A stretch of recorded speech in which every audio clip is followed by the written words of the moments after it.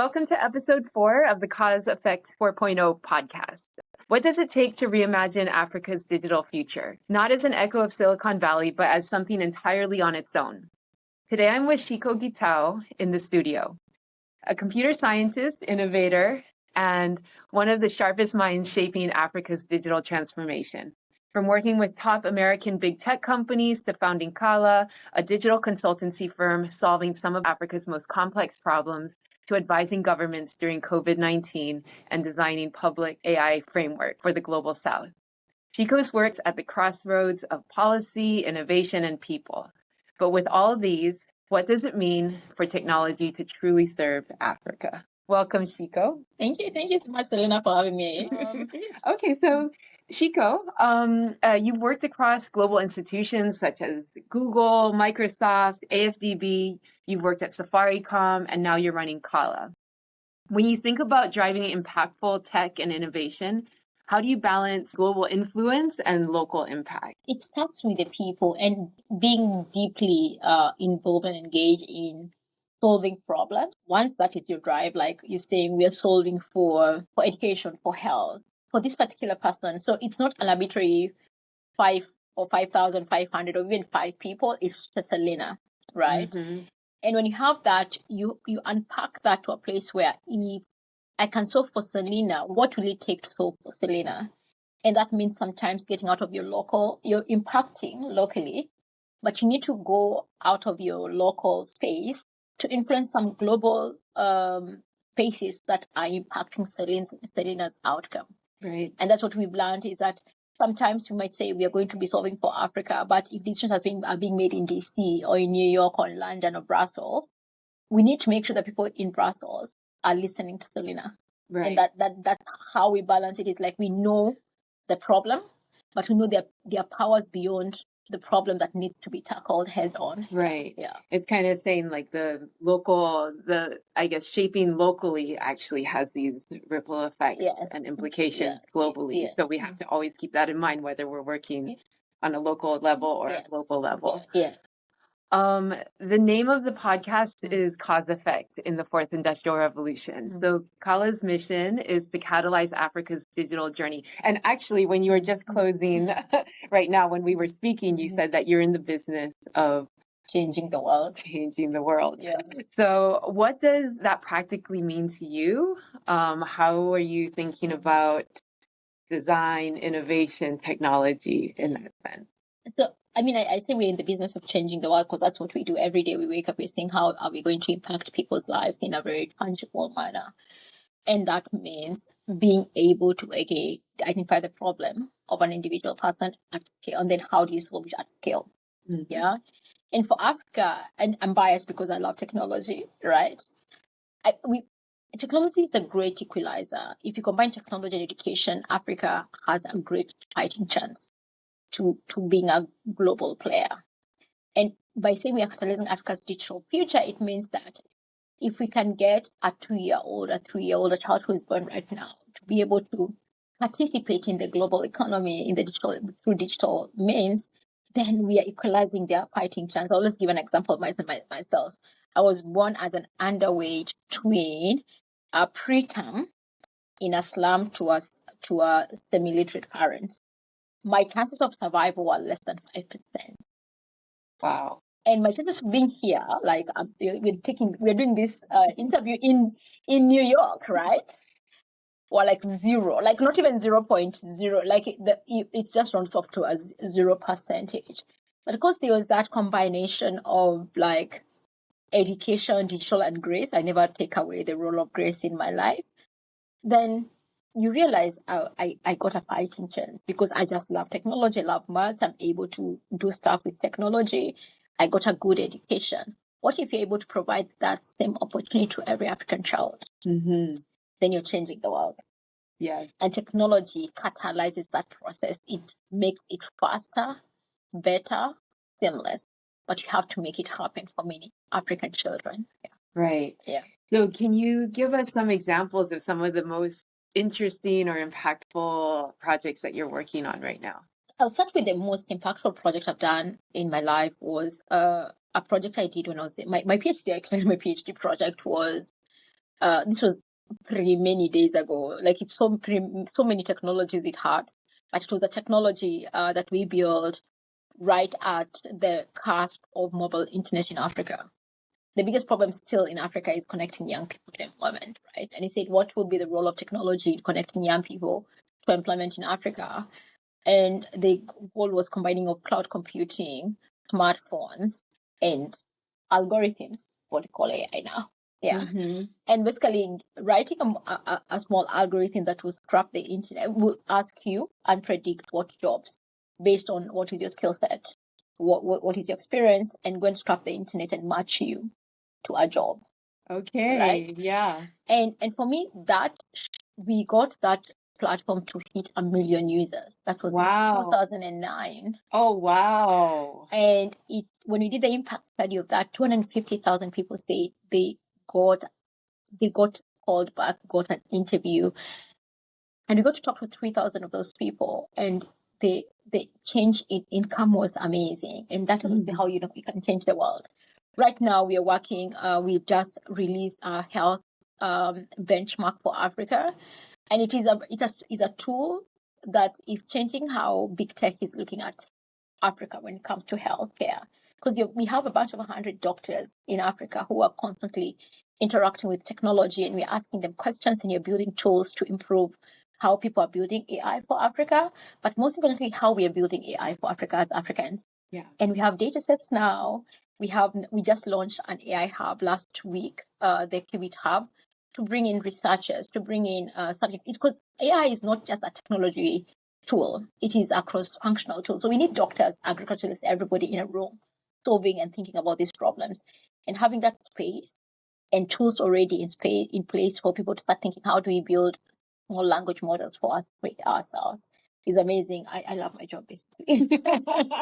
Yeah. So how is it changing the perspective of these big tech players? How are you challenging the narrative? It's now we can have a proper conversation.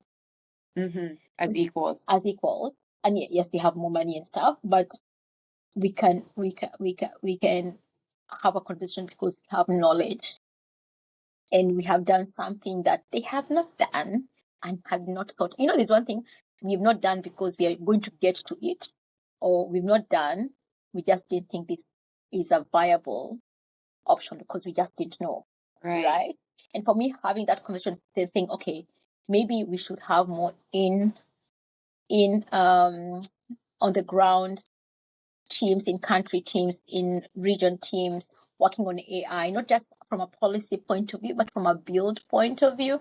It is important to engage the people who are going to be affected by this technology. It's very, very important. And for me, that's what I love about what we are doing is now we can have a conversation. Can we have a conversation around why didn't you take care of HIV and sickle cell in your model? And you realize, I don't blame them, it is not a big problem. Sickle cell and malaria are not a big problem in San Francisco. Right. They're a huge problem in Africa.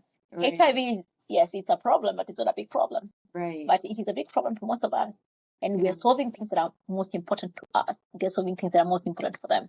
The good thing is, if AI is going to be truly a representation of human intent, it brings the whole human intent. So bring us to the table, we'll bring what is important to us, you bring what is important to you, and we solve what is important to the world. Yeah. And so when you were working with some of those big tech companies, when you started, what were some of the assumptions that you wanted to challenge? I mean, what assumptions did they have? Was it that there was no data? Was it that there was no talent? Or talent is the big one. So when I started at Google, I was the first user experience person hired from Africa by Google.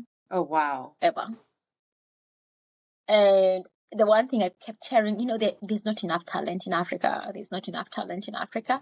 And my challenge to my boss, and I mean, Steve, I always say this, Steve was an amazing boss, Steve Rogers. And I would ask them, there's not enough talent in Africa, but I'm from Africa. I didn't go to Stanford, or a unique one of our friends is, I didn't go to a college in Boston, right? I went to like a university in Africa. And we have talent enough. If you hired me based on merit, we have talent in Africa. Why don't we go and find it? Let's go and catalyze it. So with Google, to be honest, We set up like the first UX hub in Kenya, in Cape Town, I think in Ghana and Senegal. Oh, wow. So we got to challenge the assumption that there's no talent. Okay, let's admit there's no talent. Can we go and help find people like me? Yeah. And help them become good. So the whole, like, every time I hire like a UX person in Kenya, I ask them, how did you start? Oh, I started in the UX hub at iHub. And remembering, I went to Google and say, can we invest in this? And so the same thing we're trying to do with AI is, you're saying there's not enough ML engineers, there's not enough that. Invest in building them. You have to, like, if you want future as talent, you have to invest now. It's like a tree. You cannot expect a tree to grow if you've not planted the seed today. And for us, it's like we're solving a multi-year, multi-decade, multi-generational problem that needs to be solved right now for us to reap the effect in years to come. Yeah, definitely. So you worked at these large organizations. You're running your own startup now. How do you find, or what are some of the lessons learned about innovating in each of those contexts? Yeah. So for big tech, their challenge is they have a lot of money and they're risk averse. They're comfortable. So I've worked with organizations that they're the market leader. They have no drive or hunger to do anything. The status quo works for them, right? And that is the sad part, because it takes less than 6 to 12 months for your business to be used. Wow. So you have to invest in innovation, and innovation is like a huge cost sinkhole. So let's tell like both. I speak a lot to both about innovation. I tell them it's going to hurt if you put away 5% of your income revenue to the R&D. It's painful because most of likely 90% of it is going to get lost. But when it matters, it will come back to you in a big way. And that's what I loved about Google. We had the 20%. We had 20%, and we had the X team whose goal was just basically burn money and try new things. And with that, it enabled Google to have a fighting chance even in the AI space.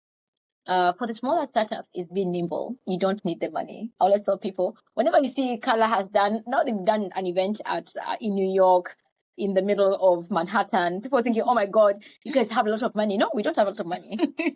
We leverage partnership. Yeah. We leverage people who are willing to support your dream and say, we are going to do this, we're going to do this, we're going to do this. And we say, let's bring together and invite people. And I've learned when you ask people, even not too nicely, but if you ask people, most of the time they actually come back and say yes.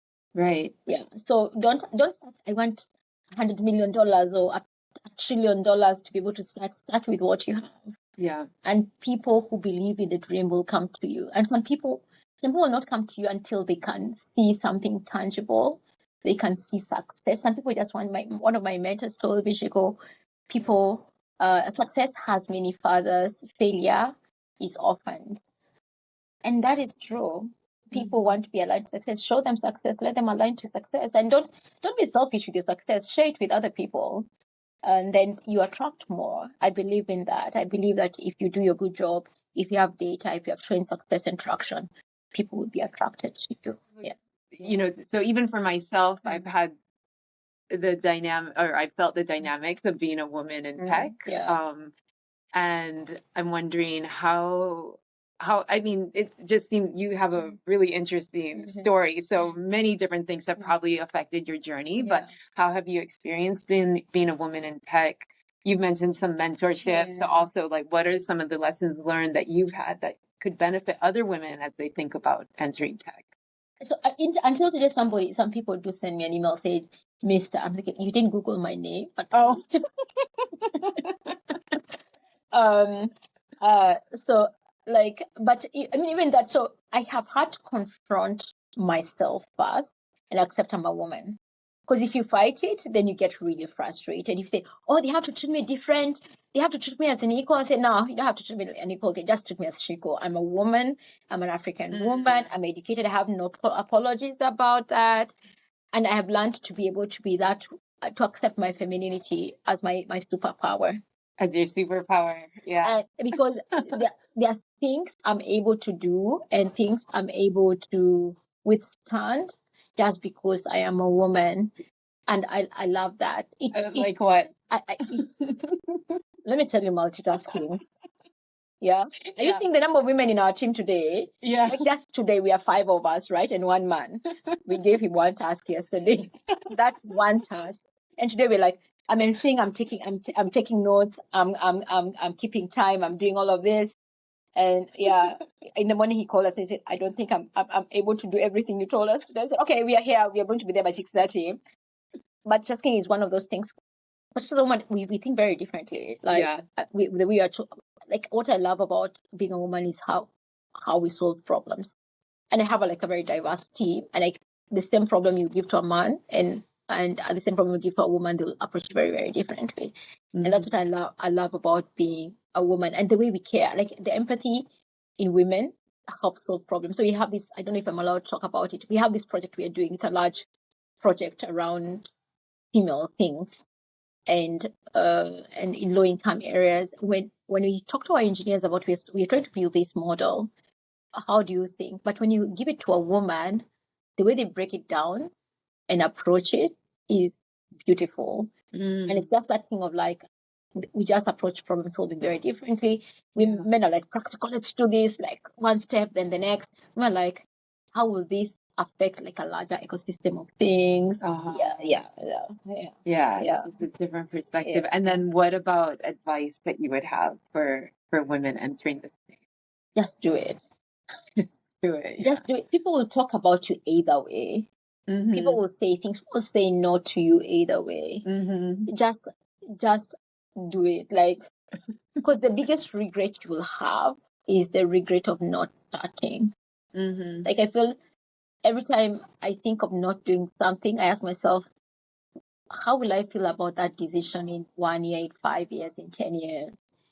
And if it's like a consequential challenge, I just do it. I'd rather say I did it and fail rather than I just didn't do it.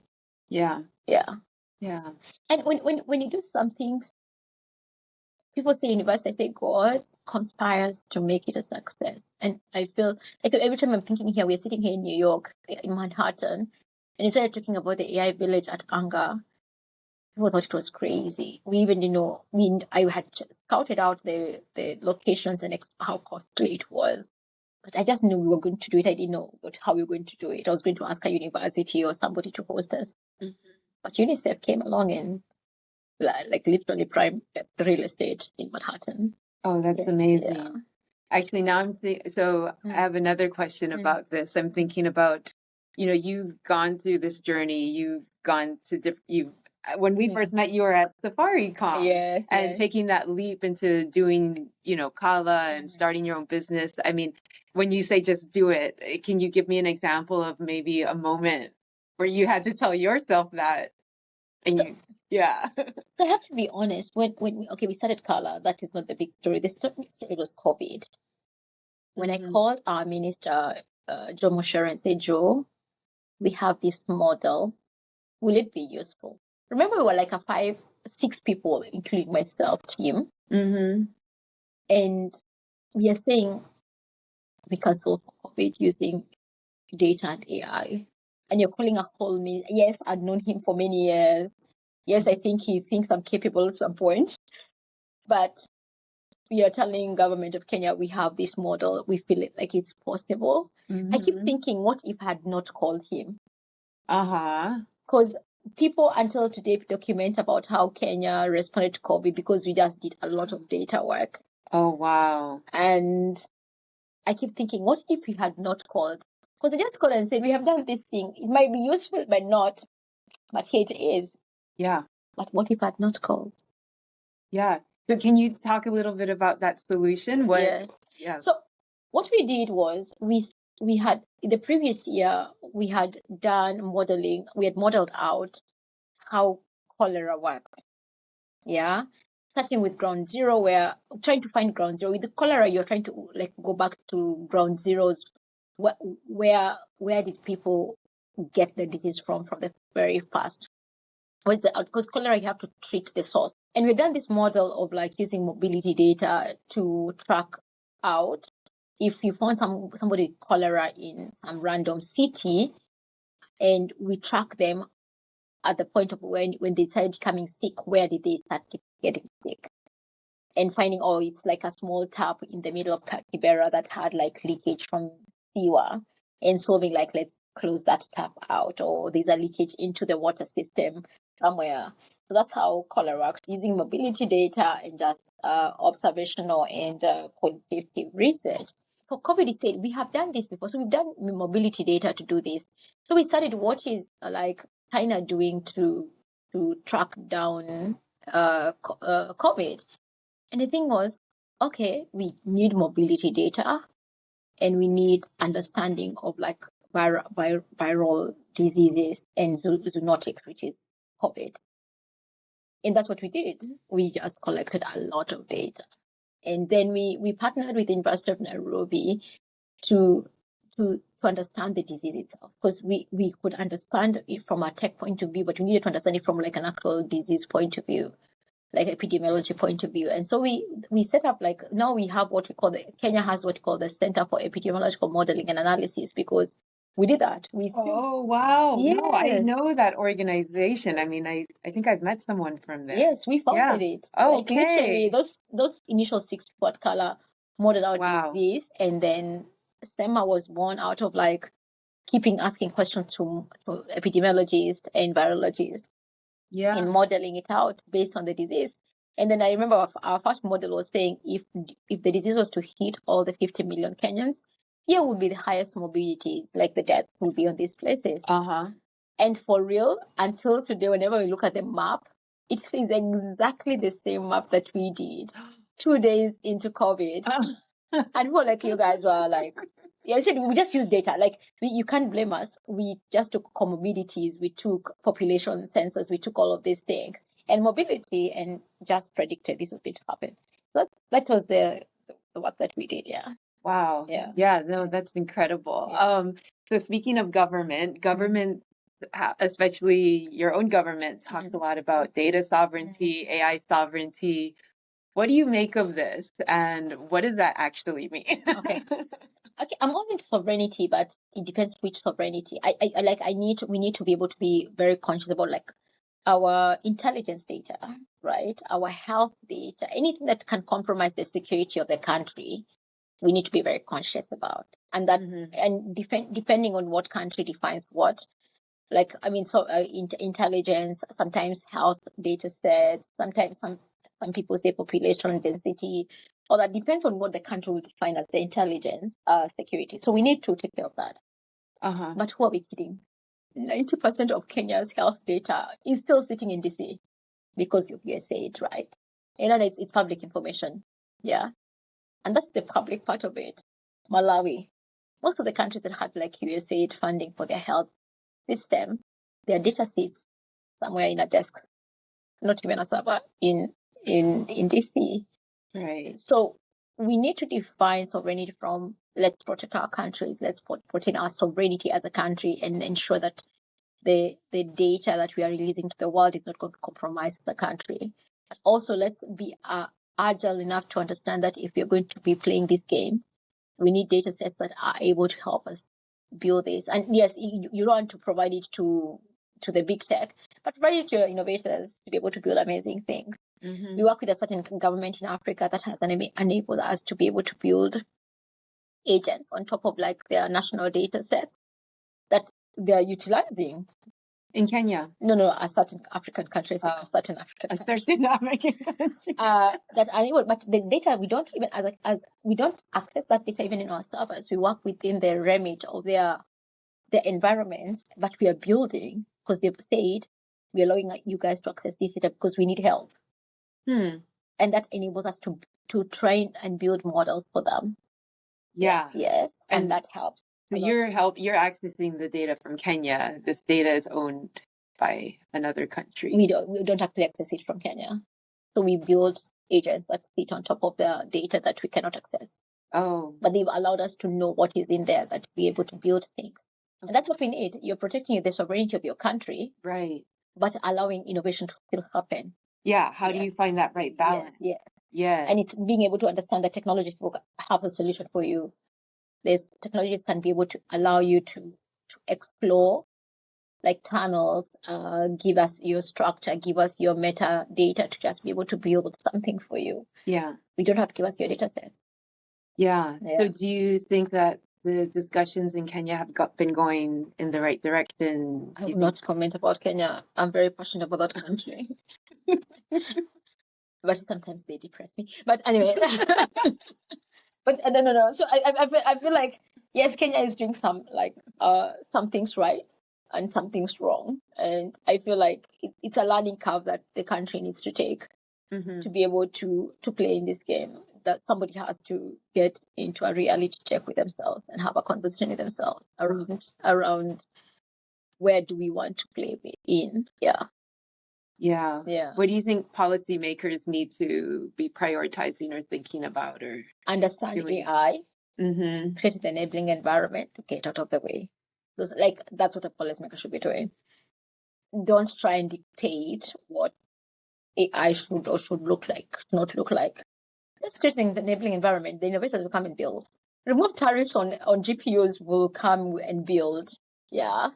Like just create the enabling environment. That's the role of government. And then we'll come and build. Yeah.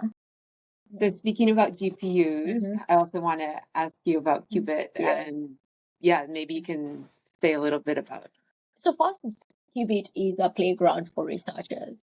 We have been working on this AI space for a while, and we're saying, what are the hurdles that we need to remove for Africa to build IP?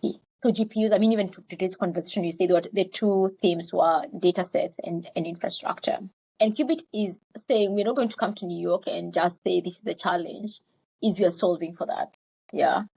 Here are some GPUs for you as a researcher. Here is some data sets for you as a researcher.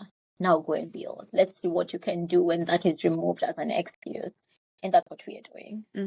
That's what I love about what we are doing, is being able to solve for those things.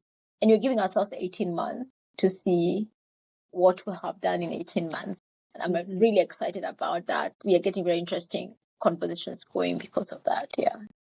Great. So 18 months. So 18 months from now, we'll check in. Let's have a conversation in 18 months. Yeah. Okay. So the CEO of OpenAI, Sam Altman, has been quoted saying Africa is going to be the fastest growing and most important market over the next coming decades for many companies. So do you think that Africa itself is ready for this? If you could set an agenda for Africa's digital economy for the next 10 years, what would be your three most important priorities?